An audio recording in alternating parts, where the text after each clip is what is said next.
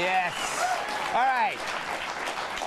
Earlier this week, the New York Times published a help wanted ad. A staffer actually tweeted this: "Folks, the New York Times needs your help. We're looking for false information being spread deliberately to confuse, mislead, or influence voters ahead of the 2018 midterms. Tip line here, please share." I love the folks part. That's so we'll think they're actually human. Now, when I first heard the Times asking for proof of fake news, I sent them a New York Times gift subscription. I mean, really. I mean, think about it. The Times asking for proof of fake news. That's like Dolly Parton setting up a GoFundMe page for breast implants. Or Michael Moore pleading for more cake. Or Maroon 5 asking you to write more terrible songs. Yeah, Maroon 5. As if the NFL isn't screwed enough, they hired a car alarm to play at the Super Bowl. I think we found something worse than kneeling before the flag. It's puking in your ear. She will be loved. She will be loved.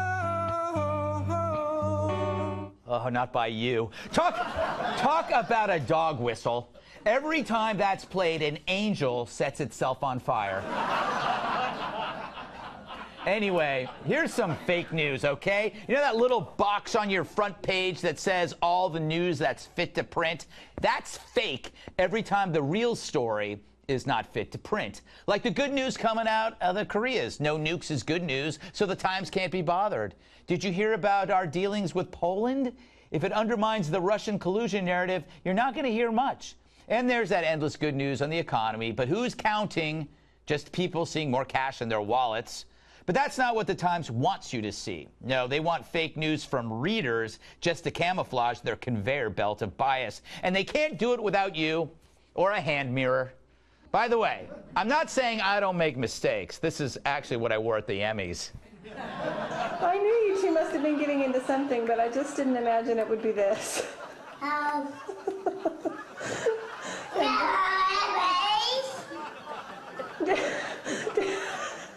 Does it feel good? Yeah? Very, very angry at my stylist. But I make mistakes every time I open my mouth. That's not fake news, though. The Times misleads by design, and they only admit the big errors when they're actually cornered. Remember this headline? Nikki Haley's view of New York is priceless. Her curtains, $52,701. Sounds like they're blaming her for the purchase, because they are. Even though near the bottom of the piece, you'll find out that Obama's staff ordered those curtains for $52K, the most expensive drapery since Joe Biden's hair plugs. There are other examples. The recent anonymous op-ed about insiders trying to stop Trump, that could be inducted into the Fake News Hall of Fame, or what I call CNN. I kid him. Not really, I don't know. Fact is, real non-fake news means nothing to the Times because to them, it's whatever contradicts their wacky left worldview. Remember their idea of a big thinker? We are following a procedure. I will not yield to the gentleman, and the gentleman will observe regular order. The gentleman will observe regular order. Yeah, and the Times endorsed him. What a member. Of the House. Of the House. A member of the House. What are you people clapping about? Sick people. Plus, when Republicans are in charge, the sun can't possibly shine. So a dystopian world is built and chaos must reign. The Media Research Center compiled words the press uses to describe Trump. He's always angry, furious, outraged, infuriated, livid, erupting, lashing out on a tirade. The good news? He only stabbed Mike Pence twice. Could have been worse. So why this language? Well, to make you think the guy's unstable. That's today's narrative, unstable. Next week, it'll be living in a stable with a beautiful mare. Don't question lifestyles. Absent any harmful deeds by Trump and faced with great economic news, the media must create a daily fear that justifies their sweat-stained night terrors. I mean, how dare you not freak out like the Times, like The View, like CNN? To them, Trump's tweets, they're like spiders. Yet you, because you don't read the Times, you sleep through the night like a baby on dry sheets, unlike Krugman. But if you can't live in fear like them, maybe you need a drug. I'll tell you something, things are going great. I got a new job and a bonus. My taxes are down, and my neighborhood's safe and clean. I tell you something, I sleep well at night. Bummer, isn't it? Huh? You're doing it all wrong. In today's world, it's simply unhealthy if you're not as stressed out as the media wants you to be. If you're not up all night worrying about your problems, then the problem is you. You need to worry about things even if they don't exist. How do I do that? It's called Drama Queen. It's the first drug that creates daily stress by changing the chemical makeup of your brain. Designed specifically to wake you up at 3 a.m. and keep you alert for 3 solid hours worrying about ridiculous things. The secret ingredient, bad cocaine. Wait, what? Don't worry, I've already put some in your drink, so you'll feel it by the time you get home. What are we gonna do about our horse? It eats so much hay, never enough hay. We don't have a horse, Larry. But what if we did? What if we did? We live in a studio apartment in Midtown. What if we moved to a farm? Then we need a horse, and it would eat hay. So much hay, never enough hay. You are an idiot. I'm leaving you. What about the horse? So how do you feel, Larry? Awful. I was up half the night. I feel terrible. The horse is right. Excellent. See you in 2 weeks. So get Drama Queen today, or don't and go on with your life without worrying so much.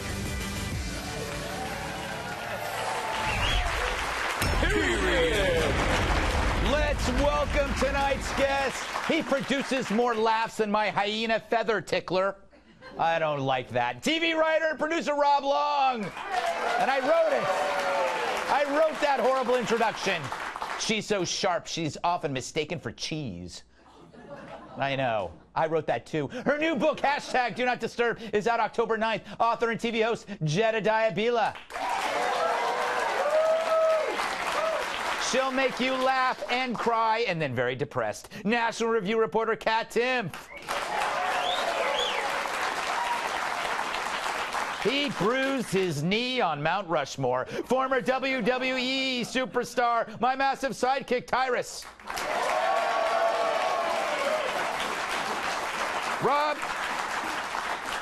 what do you make of the media crowdsourcing to help bolster their idea of fake news? I mean, they did this with Sarah Palin's emails. Remember that? Yeah, but it's such a weird thing because they're already doing that. It's like it feels to me like Nick Confessore, the guy. It feels like he needs probably to have a little talk with the whoever is the HR mental health person at the New York Times, because you're not supposed to let the wires show. Yeah. And this looks like they're like letting us already know their playbook, which is to sort of find stuff and then claim it's fake news. Yeah, that's true. That's very transparent of them. Yeah, they should be doing it. They should be sitting around going, let's find. And also, like, they keep saying whenever they make a mistake, it's like, well, we don't have enough editors. Yeah. I guarantee you, in the New York Times building, there are enough editors. Yes, exactly. It's just that they're all partisan Democrats. Yeah, and they're cash-strapped, so they need this. They need a crowd to help them do this. I think the real crowdsourcing, Jedediah, are the people that forced them to do corrections. The ones when they saw the Nikki Haley, that was real crowdsourcing. Right. Everybody, because if nobody, like if Fox News had just said what you did to Nikki Haley was terrible, they would just say that's Fox News. Right. But well, they should have just retracted that. That was ridiculous. Well, they did. Right. How long does it take? And when they do these little corrections that nobody reads in fine print, I'm just curious, what's disinformation? They say they're going on this disinformation campaign to try to find all the misinformation out there. What is misinformation to the New York Times? Seriously, they're going to be looking at people's Facebook posts in their Facebook groups. If I had a Facebook post out that was talking about Hillary Clinton, the liar, in the last election, they would call that misinformation. Right. I would call that the truth because she's a liar. Mm-hmm. But honestly, now it's going to be, I'm wondering if you're going to see a list of items from the Daily Caller, Town Hall, FoxNews.com, conservative pundits, and they're going to call that misinformation when in fact, those are a lot of the people that are fact-checking the New York Times. You know, you should write a book on Hillary Clinton, and it's called Misinformation. Wow.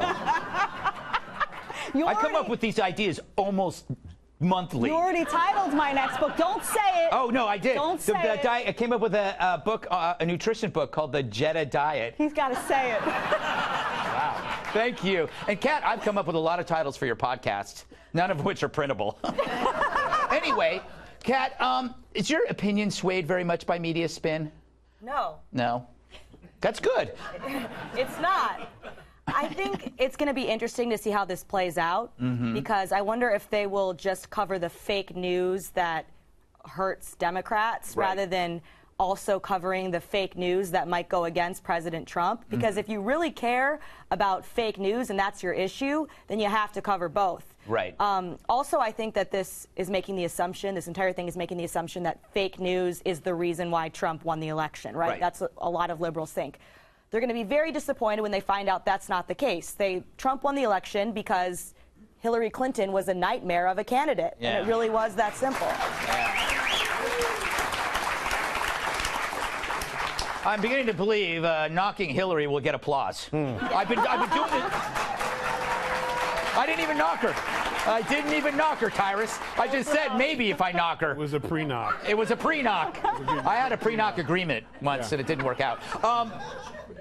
Trump administration has rattled the media in such a good way in some ways, right? That they're doing this. Yeah, well, I would say they keep them honest, but we know that's not happening. Yeah. I think it's gotten to the point where this was a board meeting. You know, this was a meeting. This was a group of 5 or 6 editors like, Johnson, what do you got? Yeah.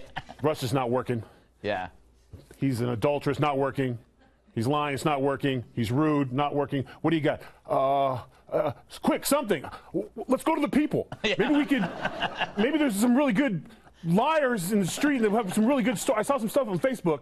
We could do that. And that's basically, it's like, that's our new campaign. Yeah. It's not us, it's the people. So now they're trying to blame it on us. Yeah. Because the fight that they're having is failing miserably. It hasn't really, no one has seen a story about Trump from his side that's been like, wow, you know what? Thank you. I didn't know that. Yeah. Yeah. The hell with this guy. Now it's like it just gets worse for them. You know what the thing is? All the stories begin with the bad stories with, well, he said this. Nobody cares about what he said anymore. It's whether he's done stuff. And so far what he's done is fairly productive. So now when he says, well, did you hear what he said? It's like, yeah, yeah, I take cabs. Yeah, I heard what he said, but I was busy buying my new boat with my extra tax money. So I really don't care what he's going to say because I'll be on my boat. And there's no reception on my brand new boat. Whose fault is that? That I paid cash for. Right. Who buys a boat? This guy. Don't buy it. You know what? Sum it up. The media is now like, I don't remember there were Three Stooges. There was always one lady in Three Stooges that was constantly freaking out, like, oh, get away. That's the media. Yeah. The media is the lady from Three Stooges. Or actually, the Marx Brothers, Margaret Dumont. Yes, I'm sorry. You know what? I got it confused. Yeah. Margaret Dumont is the one. See, that's why you're in TV, and I'm some weirdo. All right. That's not the only reason why. Yes. So true.